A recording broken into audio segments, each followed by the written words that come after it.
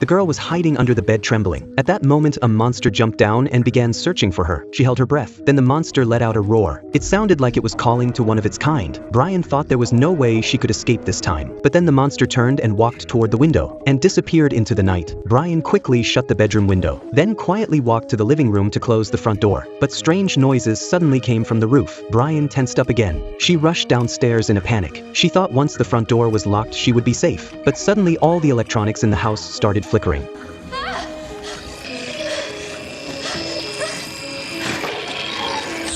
She quickly unplugged the power cords, and everything returned to silence. She picked up the phone to call the police, but the sharp screeching sound came back again. The fridge also began acting strange. And worst of all, the monster started coming down the stairs looking for her. Brian had no choice but to hide in the corner of the kitchen, but her panicked breathing gave away her location. The fridge was once again controlled by telekinesis and trapped her inside. The monster drew closer. Brian finally saw its face. She screamed in terror, then shoved the monster and ran toward the door. But the monster used its power to slam the door shut and knocked her unconscious.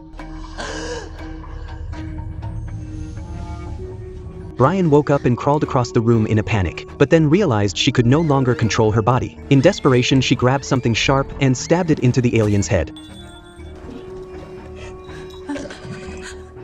Brian fainted from the shock. The next morning, she saw the alien's body lying on the floor and realized it was all real. She found a cloth and covered the alien's body, then tried to call the police. But the phone was dead and none of the electronics worked anymore. Brian decided to go outside for help, but strangely there was no one on the street. An ambulance had flipped over in the middle of the road. The nearby houses had also been attacked. Clearly, she wasn't the only one who encountered an alien last night. Just then, dark clouds began rolling over the town, moving straight toward Brian. She ran back home. On the way, she saw the missing neighbors. They stood together with their right hands raised, staring blankly into the sky. It looked terrifying, and something seemed to be moving inside their throats. A man noticed Brian.